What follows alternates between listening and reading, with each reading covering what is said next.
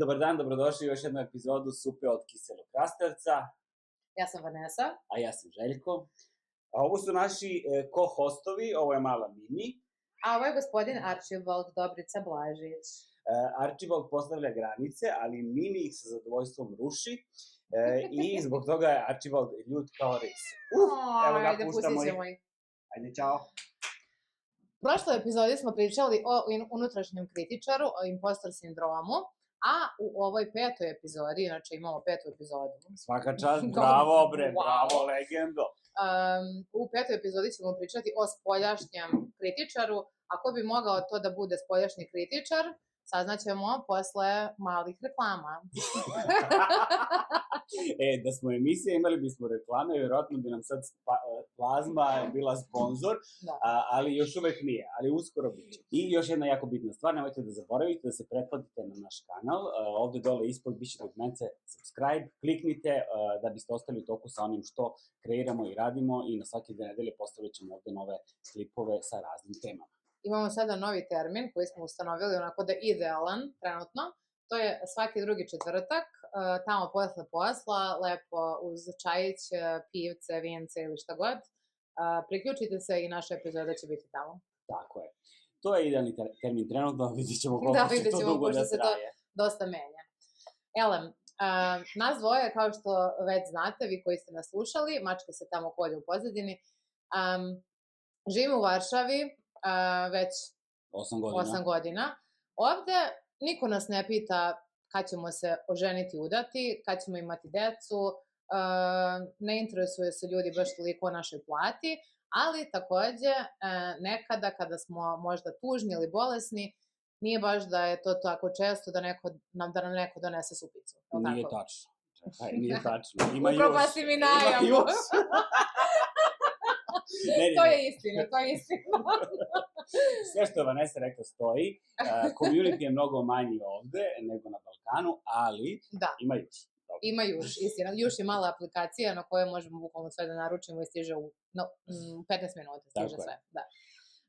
Uglavnom, nemamo tu neku bliskost koju možda imamo na Balkanu, koju smo imali na Balkanu. Sada, šta misliš ti ovako sad na boom, upoređujemo ova dva ekstrema, da li ti je bitnije i srcu draže ta tvoja autonomija bez prevelike podrške ili ta intimnost sa svim mogućim rušenjima granica? Ja sam to možda sad malo pristrasno rekla, ali da, zanima me. Dobro, napravila si lepu paralelu i meni se, sad govorim iz svog ugla, ja više volim da budem autonomna pokrajina, da kad kažem ne, da se to ne poštuje.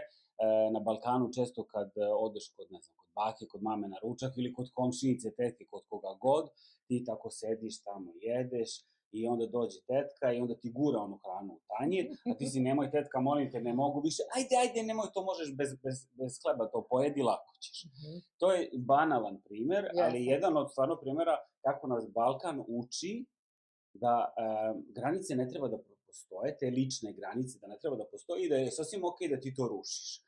A ono kad, što si rekla malo pre, ta autonomnost, kad se desi, kad ti počneš da radiš na sebi, kad odlučiš da budeš malo više individua, sam za sebe i nezavisan, onda počneš da učiš da ishvatiš da je ne skroz okej i da je skroz lepo postaviti granice, da ne bismo na kraju popizdali baš onako na maks. Jeste, to si baš dobro rekao. Sada, slažem se sa tobom, ne znam da li si to konkretno rekao, ali u mojoj glavi je to tako zvučalo, da to samo spoznaja i to građenje granica, to je dugačak put. Mislim, ti treba prvo da upoznaš sebe, to nije isto lako, pa da ti zapravo vidiš, šta je zapravo tu nešto gde ja treba da postavim granicu, a šta je možda nešto gde sam ja previše zabrinuta oko nečega, overtinkujem nešto, a u suštini ne treba da postavljam granicu, treba pustim ljude da budu takvi kakvi jesu i tako dalje. To je sada već filozofija, ali da se vratimo sada na ovo šta je bolje od ta dva ekstrema. Vraćamo se, ajde. Ja ovo ne mislim, ali izazvaću te malo. Rekao si da svaki put bi izabrao tu autonomiju. A zar ti nedostaje to da, ne znam, imaš loš dan koji se pretvori u lošu nedelju, loš mesec. Lošu godinu. Lošu godinu, da. I onda ti naši ljudi ili tvoja porodica koja da pređe malo tu granicu, ali isto tako znaš da je tu neko ko će da te zagrli, ko će da ti kaže bit će sve okej, ili iako uopšte ne razume ono o čemu ti patiš, da ti malo upadne u stan i ne znam, da te pita, šta ti je ovo ovde, zašto ovo nisi, a onda sednete popijete gospodski kaficu. Jel ti ne nedostaje to? Ovde, kada si ovde, da. Ne. Ne. Znači, mučim se da kažem ne, ali to je istina. Dobro. Lepo je to, ima svoji čari kad ti si kod kuće, pa ti tako, ti si u pidžami ili u gaćama, otvaraju se vrata, uleću ti ljudi u kuću ili, ne znam, neko ti lupa na vrata, ulazi nenajavljen. Lepo, ima tu neke intime, ali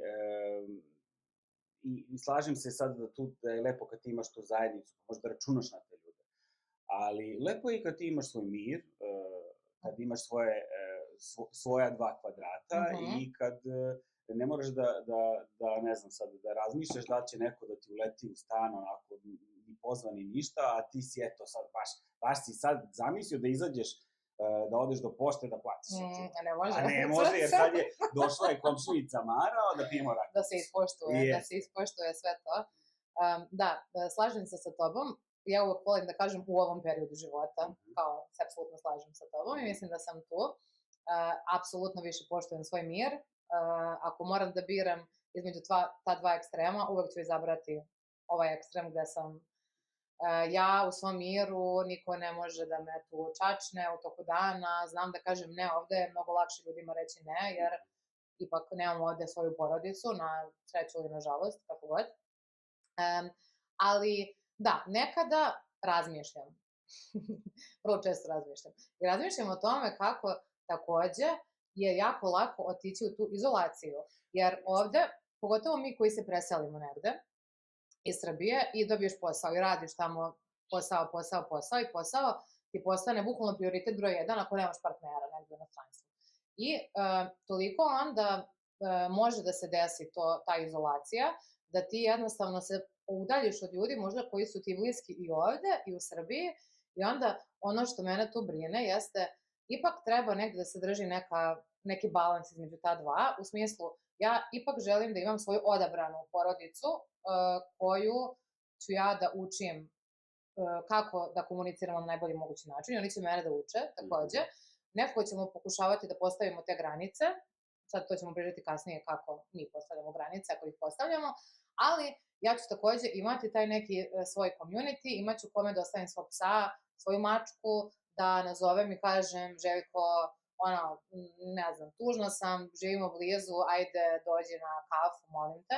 Znači želim da imam tu slobodu koju mislim da dosta ljudi koji su fokusirani na posao i žive negde u inostranstvu nemaju. Jer se mnogo isto lako prilagodiš, pogotovo ako nemaš puno Balkanaca oko sebe, jer to baš i nije toliko karakteristično za zapadni svet. Ja sad ovde Poljsku svrstavam u zapadni svet, to je moje mišljenje, ali dobro. Diskutabilno. Zapadni, drugi svet, ajde da kažemo, drugi svet za nas. Mislim da sad za nas koji smo se odselili u 20. godinama, kasnim 20. pa sad smo već u nekim srednjim 30. mi smo još uvijek došli smo u nekom periodu kada smo s lakoćom, nekom relativnom, stvarali prijateljstva. I čini mi se da što si mlađi, lakše ti je kada odeš u tu drugu zemlju da se konektuješ sa ljudima i da napraviš to što si rekla, tu izabranu porodicu, a što si stariji, to je mnogo teže. I opet da se vratimo na onu prvu epizodu kad smo počeli da pričamo da li smo gastarbajteri ili ne, primer koji si navela sad, ljudi dolaze zbog posla. Mi smo isto došli zbog posla i većina nas se odseli iz zemlje zbog posla, ima i onih usamljenih slučajeva, ljudi se zaljube pa onda odu, ne znam, Burj Khalifa, Dubai, da. Pa sad, nismo došli zbog ljubavi. Ljubav se desila u hodu. Ti dođeš tu zbog tog posla i sad razne su prepreke, razni su izazovi. Učiš jezik, treba napraviš sebi neki community tu, treba da spojiš, da stekneš neka prijateljstva i jako lako možeš da odeš upravo u to što si rekla, u tu izolaciju i da si fokusiran samo na posao i da ništa sem tog posla nemaš. I onda to naravno posle vodi ka nekim drugim situacijama da ne kažem dijagnozama, kada se, znaš, boriš se sa raznim nekim osjećanjima. Ali mislim da posle nekoliko godina u ovom društvu u kom smo već tih 8 godina, da već imamo možda malo taj community koji zovemo nekom nuklearnom porodicom, jer svi moji prijatelji koji su ovde u Varšavi, oni su deo moje porodice koje sam ja izabrao da imam, mislim da to važi i za tebe.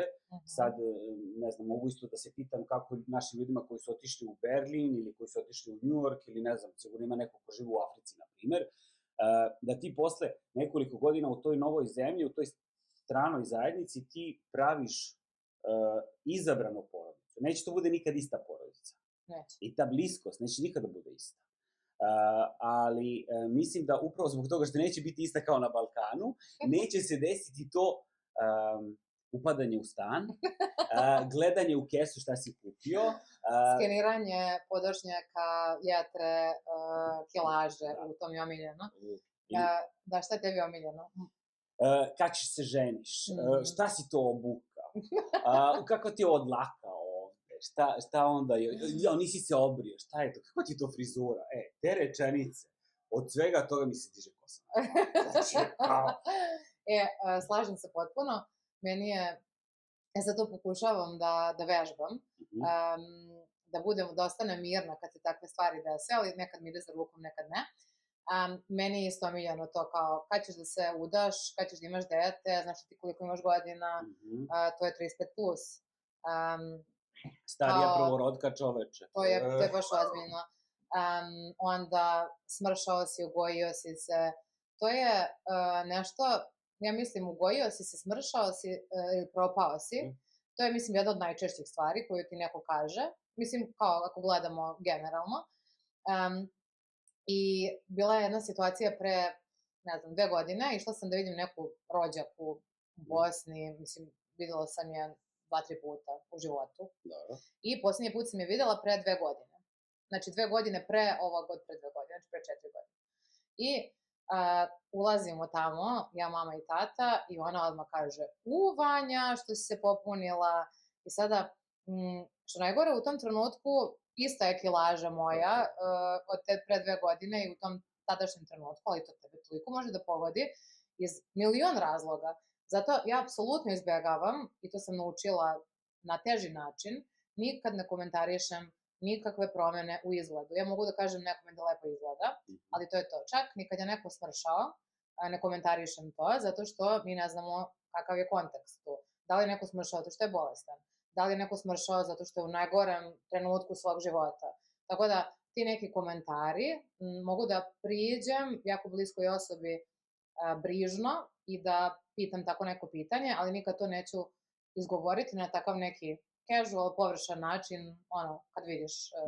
Ali da, to je moralo biti naučeno. Mogu da podelim sad malo sa tobom Instagram psihologije. Ajde. Omiljeni doktor Google ili doktor Instagram, jedan od citata na koji sam naletao u prethodnih nekoliko godina kaže da ako želiš da prokomentarišeš nešto na nekoj osobi, a ta osoba, na primjer, ne može to da promeni instant, ne znam, recimo za 5 minuta, onda nemoj to da komentarišeš. To je zanimljivo. Sad to što si spomenula, recimo, dijeta, izgled, kosa, na primjer, ako možeš da promeniš, zavežeš rep, ok, kao to je za 2-3 sekunde može da se promeni frizura, ali ja ne mogu za 5 minuta sad da nabacim 10 kila mišića ili ne mogu za 5 minuta da skinem svoje, ne znam, višak kilograma ako to imam i onda kao bolje da se ti uzdržavaš od toga nego da sad izlaziš sa nekim zaključcima jer ti ne znaš to što si rekla, kako će ta osoba da se osjeća. Ali, moram da ti kažem, sviđa mi se to. Ja nikad nisam razmišljao o tome, u tom smislu kao što si sad navela da, na primjer, ako neko je recimo smršao, pa hoćeš da mu kažeš lepo izgledaš, baš si smršao, ja uvek izletim za tim. I nekako kod mene je to prirodno i kod mene uvek to dolazi kao iz nekog ugla dajem ti kompliment. Ali nisam mislio da, znaš, da to može isto negativno da utiče, jer opet kao možda neko ima neku situaciju, ne znam. Da, mislim, nažalost je uvek, da, slažem se, jer nažalost je nekako, kultura nas je naučila tome da ako neko smrša, to je super, tako da je to neka prva asocijacija kad vidiš da neko smršao, da je to nešto što je ta osoba planirala, a može se desiti da nije planirala. Tako da, mislim, sve zavisi od toga koliko dobro poznaješ tu osobu, Pa koliko ste bliski. Koliko ste bliski i tako dalje. Mislim, da bi prokomentarisala nekome, ne bi svakome. A, dobro, da se vratimo mi na ovo sada. Šta ti misliš, zbog čega je to tako? Zbog čega na Balkanu nema tih granica? Zbog čega smo na Balkanu tako na nokati prsti, jel? Jesam istraživala malo o tome, ali me zanima samo šta bi ti rekao kao nešto prvo što ti padne na pamet. Pa, ja uvek sve to povezujem malo sa obrazovanjem. Sad, da me niko ne shvati pogrešno ili u kogom smeru, ali meni se čini da nekako kad ti imaš društvo koje je malo više obrazovano i koje ima malo više nekih stvari da radi, u smislu ima malo više zaposlenih, da oni nekako gledaju svoja posla, da se fokusiraju na to što treba da završi tog dana, zadatke i tako dalje, pa ajde decu na trening ili svoje hobije i tako dalje. A kod nas na Balkanu, pa mi smo vazda nešto bili mučeni ili pod ovim narodom ili pod onim narodom, vazda nešto siromašni, vazda nešto taj narod sa brdovitog Balkana. Brdovito je, da. A to jeste bitno, zato što brdoviti Balkan, imaš te planine i sela. Da. I u ta doba što si pomenuo, kada su nas ovi okupirali, oni okupirali, ljudi nisu jednostavno verovali uopšte u sistem, kao što sada ne veruju. I onda je bilo nekako najlakše osloniti se na zajednicu, na to selo. I to selo smo donali u gradove. Da. I kao, oslanjaš se na komšiluk i to je tvoj jedini sud. Kao, najbitnije je šta komšija misli, ali slobodno nek komšiji crkne krava. I čekaj, još jedna stvar. Ne, ma što ja da idem kod psihoterapeuta, ma ja ću kod tebe, Slavice, moja, da dođem da ti ispričam šta me muči i ti ispričaš Slavici sve svoje tegobe. Sve što ti je na duši, puckica bude. I Slavica posle sva ozračena doće kući. Jer ne zna Slavica da postavi granice. Da. I ostala je tamo 5 sati umesto sat vremena, kao što je rekla. Jer nije mogla da kaže, ja moram sad da idem kući. Dobro, a pošto si istraživala, šta je šalu na stranu, šta si našla? Pa baš to što si rekao, mislim, uvek je sve povezano sa tim sociološkim momentom, ali ono što je meni bilo zanimljivo, što nisam znala, jer sam razmišljala o razlici između Poljske i Srbije konkretno. I sada, i Poljska je, nažalost, imala tu tragičnu istoriju. Na drugačiji način od Balkana, ali šta je različito tu? Još jeste da čak i u toku Drugog svjetskog rata Poljaci su nekako verovali u sistem i pružali su otpor kroz institucije neke i kroz kulturu. A kod nas, za vreme svih tih ratova, otpor se pružao kako? U planinama, kroz hajduke. I ti tada zavisiš od tvog kuma i brata, ti ne zavisiš od, ne znam, države tada. I ti tada sklapaš ta jako bliska prijateljstva i ti se oslanjaš na tu zajednicu, ti se ne oslanjaš na državu, na, ne znam, neku instituciju da ti obezbedi to i to. Nego će tebi to je ta neka kolektivna, ili ne znam kako to da nazovemo, neka kolektivna ekonomija, ja tebi supu, a onda ja računam ovde negde da ti ćeš meni pričuvati psa. I to je sada ta razmena, što ja ne kažem da je loše ili dobro, nego samo ima tu i dobrih stvari, po mom mišljenju, ali da, nekako je to glavna valuta ljudi na Balkanu i toliko puno se oslanjamo na zajednicu, a takođe ima i taj moment religije, jer je katolicizam više usmeren na pojedinca. Kod nas ima dosta, mislim, mi smo mešano kao ortodoks i islam, tako da to je sve nekako jedan kombo svih tih različitih stvari, ali zanimljivo je. Znam da ima Poljaka koji nas prate i koji nas gledaju, tako da molimo vas, iskomentarišite dole ispod videa da li smo dobro percipirali Poljake, odnosno poljsku zajednicu, kada je ova tema u pitanju. A ono što želim da kažem, što se tiče, recimo, Poljaka, i sad, kad smo došli ovde pre 8 godina, sad ima malo veze sa granicama, ima malo veze i sa tom distancom, odnosno otuđenošću. Često, sigurno sam imala si ti prilike da čuješ među našim ljudima, među našom grupom Balkanaca, zapadnih Balkanaca koji su došli ovde, Poljaci su tako hladni, oni su na distanci. I tako, kao mi dole na Balkanu smo prisni, bliži smo. I ta distanca koju ti imaš ovde, tu hladnoću, ajde možemo i to tako da zovemo među ljudima, pa to je isto neka vrsta granice. Znači, ja imam svoj personalni prostor, ja ću da hodam ovde i sad postavit ću granicu kud ću da se krećem i kud ćeš ti da se krećeš. U svakom smislu, ne sad samo na tom fizičkom, ali i u tom smislu komunikacije, da znamo gde treba da stanemo. I ti spomenula si danas malo u tom uvodu plata, odnosno zarada, da to nazovemo tako. Na Balkanu mislim da je normalno, pogotovo u porodici, prvi posao, drugi posao, unapređenje, koliko ti zarađuješ, koliko tebi dolazi na račun, ajde odmah da mi kažeš. Ali koliko je to zapravo para, ne, koliko tebi stiže.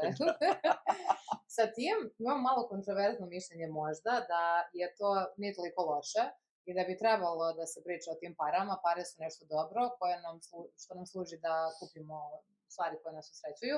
Tako da za to mogu ja da prihvatim da mene neko pita koliko zarađujem, ja ću uvijek otvoreno reći, jer isto tako želim da ljudi vide da je moguće zarađivati tu sumu, ili ako hoće da se porede, slobodno nek se porede. Tako da to pitanje mi lično ne smeta, ali ova sva druga mi jako smetaju. Što se te zarade tiče, mislim da tu, znaš, baš je komplikovana tema. Jeste. Možeš da, ako govorimo o istoj industriji, okej je da imamo, ne znam, neki mentoring razgovor, pa da saznamo od tebe, ja hoću da radim u toj tvojoj industriji, da saznamo od tebe koliko bi ja sad trebalo da vrednujem sebe, ako odem na neki razgovor za posao, sad da ne ispadnem previše jeftin, pa odem i tamo i kažem hoću 1000 evra, ili da ne ispadnem previše bezobrazan, pa kažem ne znam, dajte mi 40.000 evra. Znaš, u tom smislu razumem i treba razgovarati da bi se znalo koliko se vrednuje određene pozicije, ali ne znam, komšija dolazi, kolika vam je plata, šta vas briga kolika vam je plata. Da. I to je nešto što taj kolektivni, stvarno, znači taj Balkan živi u kolektivu, oni sve žele, oni bukvalno, mislim mi, ne oni, mi smo sad tu negdje između, valjda. Vidi, otišla si veća. Da. Postala veći papa od pape. Mi Balkanci. Mi Balkanci želimo to da čujemo, da bi nekako, sad iz različitih razloga, ja stvarno želim da verujem da je malo tih komentara zlonamerno istinski, već da ljudi žele da čuju nešto loše, i to nije samo na Balkanu, nekad želiš da čuješ nešto loše o toj osobi da bi nekako utešio taj svoj neki nesigurni deo. I svaka ta osoba koja komentariše na prvu loptu čim uđeš u sobu, ali si se ugojio ili smršao, ta osoba sigurno razmišlja o svom telu na takav način i kao hiperfokusirana na svoje telo. Tako da, i može to da bude neka briga koja je zamaskirana, ali ovo što si pomenula za komšiju, to je znatiželja plus naši smo mi, znaš, ti ćeš mi reći, kao mi smo ipak komšije. Da. A još jedna stvar što se tiče komšije Luka, da li ti je kao isto čudno, meni je na primjer to nešto što mi nedostaje sa Balkana, ti kod nas dvorište, bilo kako dvorište, zgrade, kuće, kako se zove to, avlija. Avlija pona bekara. Dvorište, avlija, to sve je nešto, ti ne zatvaraš kapiju, mislim, znaš, ako imaš to. Kako de? Ulazi, da, ali kao to je nešto, neko ti mahne preko te kapije, tu su neke komšije, bake sede ispred na trotoaru, ćakulaju. CCTV. Sad ne znam, molim vas, poljski pratitelji, da nam kažete da li ima baka u poljskim selima, ja ih nisam baš videla. Ima 100%, da nisi videla one memove, Slavik video nadzor i onda baka na prozoru, ma nije to bre samo sa Balkana. Dobro, da. To je onda za sve, da, za Slovene i za manje mesta, verovatno. Ali to neko dvorište, to ti je prometno, ako razmisliš o to nekoj avliji ili dvorištu, a ovde imaš te kamenice i to jesu soliteri, kao što mi imamo solitere u Beogradu, na primjer, ali je potpuno drugačija atmosfera. Ja se sećam prvi put kad sam se uselila u jednu od tih solitera, tamo na Novolipju, bilo mi je jako, jako čudno, zato što je to tako ušuškano, imaš taj community space, imaš to dvorište, ali ljudi nikada tamo se ne druže. Lepo vreme, ružno vreme, ti uopšte nemaš taj, baš se vidi, to je to, kao moja kutija, moja tišina, moja granica. Moja kuća, moje carstvo i ćao. To je to. Dobra paralela, mislim da ovde više ćeš da se družiš sa ljudima u onom dog parku, kad odeš tamo da prošetaš cacu, nego ispred zgrade. Retko viđem da se ljudi druže, osim, pošto ima jako, evo sad navodim ti primer mog komšiluka ovde, ima ekipa ispred zgrade koja tako stalno nešto cirka, ali onako križom, pošto ne može se pije na otvoreno. Dobro, da, ali to je malo drugačija ekipa. Da. Ali ima ih. Ima, ali ne vidiš, ne znam, dve drugarice ili, ne znam, dve bake koje su sele na klup, makar ovde u Varšavi, vidim ja to po centru, naravno, i sve, ali da je neko otišao valjda ciljano da se prošeta po parku i sedne, ali nema te spontanosti da ti, ne znam, kreneš u prodavnicu, sretneš komšinicu i onda se isćekulate, jer ono, svako svoje gleda, i svako negde žuri, nekako je to neprisutno, toliko. Ali baš zbog tih nepostavljanja granica, jer ti ako se ti i ja sretnemo, i sad kao ti meni predložiš, ajde bre da sedemo na kafu, ja ti kažem ne mogu žurim, ti ćeš meni reći, ma ajde samo 15 minuta, ja ću opet reći ne mogu žurim, i ti ćeš mene nekako ubediti da ja sedem na tu kafu, ja ću sedeti tamo, ti ćeš mi možda pričati o nečemu, jer ja ne znam da kažem ne. I hoćeš da budeš ljuta tada, a? Ili nećeš? Da. Bićeš ljuta, da. I šta onda imamo kad ne postavimo granice? Imamo bes i razne neke emocije koje nisu pozitivne i na kraju može prijateljstvo da pukne. Može. I prijateljstvo da pukne i odnosi sa porodicom da se... Legendo, onda hoću svaki put da mi kažeš, ja postavljam granicu ovde, Željko, nemoj to da mi pričaš. Da. Važi? Neću kafu. Ajde, ako nećeš kafu, nećeš kafu. Ali vidiš, čak i ti i ja koji postavljamo granice, malo pre si me pitao, hoćeš još jednu kafu, ja sam rekla neću, i ti si me pitao, sigurno nećeš tu kafu, znaš, ali to je taj Balkan, znaš, ali nebitno, to je to nešto što želim da zadržim, želim da zadržim tu neku malu dozu Balkana, da, veliku dozu, ali te neke možda malo preterane brižnosti. Da, to jeste briga, da želiš nekom dobro da učiniš kad im kažeš, ne znam, kad ti dođe baka i kaže ti, ajde ovo parče mesa, može bez hleba, ajde još ovaj kolačić, a ti pucaš, otvaraš onaj kaiš, ne može, već treći šlauf izlazi iz ovog stomaka, a ti ono jedeš, gutaš od to ustikom, dobro, voli mene moja baka, da, to je to. Dobro, šta sad?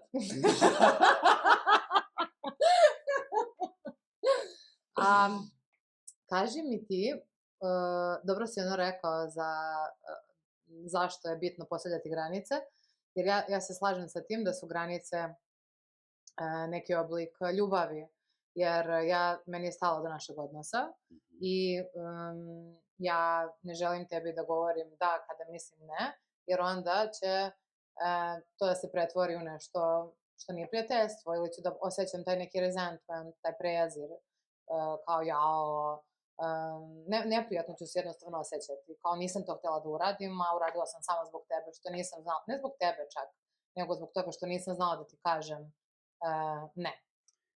Ili možda često kažemo da, kad hoćemo da kažemo ne, ovo su nam mačke koje ću možda ih čujete. Često kažemo ne, obrnuto, često kažemo da, kad hoćemo da kažemo ne, da ne bismo nekog razočarali. I sad, ne znam, meni se vrlo često desi da ja kažem, ajde, uradit ću to, a ne ide mi se, neću da idem tamo, neću to da radim, radio bi nešto drugo, samo da ne bi izneverio tog svog prijatelja, prijateljicu, ali ti osjetiš to, sad da ne bude mističan, ali osjetiš tu energiju kad se ti pojaviš tamo negde, pa osjećaš se da si otišao ko preko one stvari. Ali gde je onda granica, kao pojavljivati se za tvoje bliske ljude, prijatelje, čak i ako možda se ne osjećaš najbolje, versus postavljati te svoje granice. Kako znaš kada postaviš granicu, na primjer, neko te pozvao na neki bitan događaj i tebi se jako ne ide, i kao, hoćeš postaviti tu granicu i ćeš se pojaviti za tvog prijatelja. Da li se tu radi uopšte o postavljanju granice? Dve opcije. Prva opcija je slušat ću sebe i kako se osjećam i ako mi se, vidjet ću se, ok, šta ja zapravo sad želim da radim ili sutra. I ako mi se ne ide, onda ću da kažem, ok, izvini, imam trenutno druge prioritete, sad malo ovo uvijam u previše formalnu formu, ali ne bih se pojavio. A ako je nešto baš mnogo bitno, onda imam formulu, i to mi je omiljeno, to praktikujem već neko vreme, odem, pojavim se i onda uradim taj English exit. Aha, da. Samo me nema. Da, istina je, to radiš, ali pojaviš se. I to je super. Da. Kao, da. Kako još postavljaš granice na Balkanu? Možda da zaključimo ovu epizodu nekim kao našim metodama. Ne znam, nisam siguran da umem da postavim granice na Balkanu, zato što nisam trenutno na Balkanu, ali mislim, moj problem davno u prošlosti i verovatno i dalje jeste, a siguran sam da i mnogi mogu da se sažive sa tim, jeste što ja jako dugo nisam znao šta su moje granice. I ti ako ne znaš šta su tvoje granice, ti stvarno lako možeš da upadneš u tu situaciju da pristaješ na sve, da ideš kao radiš zato što voliš te ljude, pojavit ćeš se na događaju, izdvojit ćeš vreme da učiniš nešto šta god. I onda jednom sam čuo od nekog psihoterapeuta, kaže, ti kad osetiš bes zbog nečega, da si besan, a sa ljudima si koje voliš. Trebalo bi da bude nešto lepo, da. To znači da su neke tvoje granice prekoračene. Ja sad parafraziram ljude koji su stručni iz psihoterapije, ali onako prevodim na jezik koji je meni razumljiv. I onda sam shvatio, znaš, kad se dešava nešto, treba da se ide negde ili treba nešto se radi na poslu, neki novi zadatak ili nešto u porodici, i ako meni to izaziva nelagodu, ako sam ja ljut na samu pomisao da ja to treba da uradim, a to su ljudi koje ja volim, ja onda napravim distancu i kažem ne mogu. I to je to. To je jedini način na koji mogu da napravim granicu. I naučio sam da govorim, to relativno skoro, možda pre jedno 5-6 godina, da kažem jasno i glasno, ja se ne osjećam prijatno sa ovim. A pre nisam to umeo da kažem i mislim da ti moraš jako mnogo da radiš na tome, da ti staneš i da kažeš, meni nije lepo da ja sad provedem ovde 2 sata radići nešto što ja to ne želim. Radit ću nešto drugo. I sad neko to prihvati. A često se ljudi naljute pa odu svojim putem. I onda im kažeš doviđenja. Da. I to je nešto što takođe ja mogu da povežem sa ovim kako se osjećam nekada na Balkanu i to moraš da prihvatiš u nekom trenutku, da ćeš ti biti taj čudak ako želiš da postaviš granice. To nije toliko, pa stvarno, ljudi koji postavljaju granice u smislu, ne znam sada, ja nisam pušač, to je možda ranije bilo, sada se manje puši u stanovima. Ja nisam pušač, ali moji prijatelji dođu, njih 10, i palimo cigare. I kao ta kuća smrdi u stanu. I ta kuća smrdi, razumeš? I sada, meni je to potpuno jasno. Jedna moja drugarica koja je bila nepušač, i ja sam bila pušač, i sjećam se da smo kod nje dolazili u stan, da, ne znam, se zagledamo pred grad i ona je rekla nema više pušenja u stanu. Mi smo svi bili kao, bože, kao, šta? Znaš, to je nešto što, to je ta cena, ti malo razočaraš ljude i moraš da budeš okej sa tim da si ti u tom trenutku čudak. Sad neko će se navići, neko neće, kao što si rekao, ali mora to da se prihvati. I ono što ja i dalje učim jeste, kad odem tamo, ne moraš sve da kažeš. Znaš, kao, baš je prosto, ali ti ako nešto prećutiš, to ne znači da si slagao. Slažem se, tačno. Da, ali nekada možeš da pričaš o nekom segmentu života, onome što ti ne odgovara u tom trenutku, ti ne moraš ošto da načinjaš tu temu. To je nešto što ja i dalje, jer u mojoj glavi je kao ako se sretnem sa bliskim ljudima posle 100 godina, ja ću reći sve i ako ne kažem nešto, to će mi biti malo čudno. A zapravo to vežbanje negovorenja svega jako dosta doprinosi mom tom miru kad sam tamo i kada sam među jako bliskim ljudima i tako dalje, i tako dalje. Dobro, sad imam ovako, možemo da uhvatimo još jednu temu dok smo ovde i pričamo o granicama. Znači kako postaviti granice kad si deo LGBT populacije? Kad si, na primer, gej, kad si, na primer, lezbijka i tako dalje, i sad dođe neko i pitate kad ćeš da se ženiš.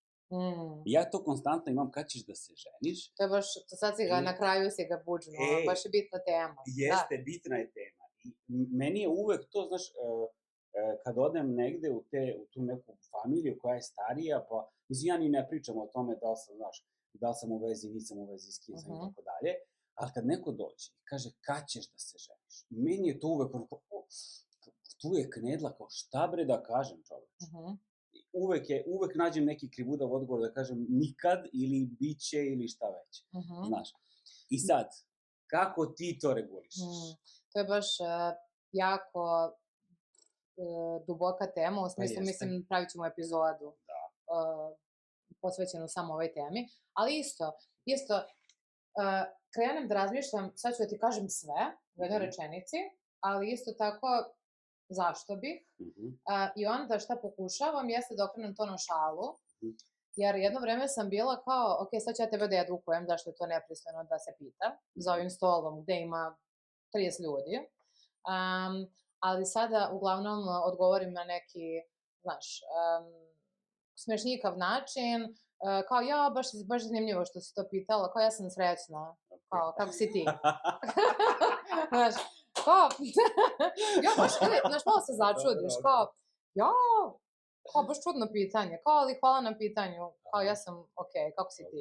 Znaš, ili nešto, da mi je dinar svaki put kada me neko pita u 2 nedelje ovde na Balkanu to, ali to je istina. Kada si LGBTQ+ deo populacije i to te neko pita, ti bukvalno imaš taj poriv, da li sada da ti kažem to, da li sada da se autuješ pred svima ovde, da napraviš kao mini skandal, što isto mislim da nije loše uopšte. To svako ima svoj način. Jer ti svako ima svoj način, ali ti kad jednom to kreneš da govoriš, ljudi prestati ti biti, mislim, znaš, kao, oni koji neće s tobom da pričaju, neće s tobom da pričaju, oni koji neće više da te pitaju, neće te više pitati, znači, kao začepiš im usta, bude malo neprijatno, svako nastavi posle sarmicom i ćao. Ima jedna britanska serija, zove se The Only Gay in the Village, pokazat ću ti malo kasnije, i ima taj tip koji se pojavljuje tamo u toj seriji i on je uvek dolazi i ono govori, I'm the only gay in the village. I to je njegov glavni lik i on je prihvatio da u tom selu postoje i drugi likovi koji su gej. Tako da sad si me malo podsjetila na to ovom pričom, kad si rekla da ti kad dođeš to, kad kreneš da pričaš, onda ljudi neće više da pitaju. A tačno je da neće da pitaju više, zato što kad ti nećeš da pričaš o tome, onda se stvara neka misterija. Svaki put kad ima neke misterije, pa mi volimo da kopamo, da istražujemo šta se tamo... Nije u redu sa njim, znaš. Šta se krije tamo? Da, šta se krije, otišao je tamo u Poljsku i sada kao, što se ne ženi, šta se dešava? Moram da znam. Dobro. Gde smo stali, dokle smo stigli? Stali smo i mislim da ćemo da završimo. Poslednji savet od tebe, na konto postavljanja granica sa ljudima koje jako voliš i koji žive na Balkanu.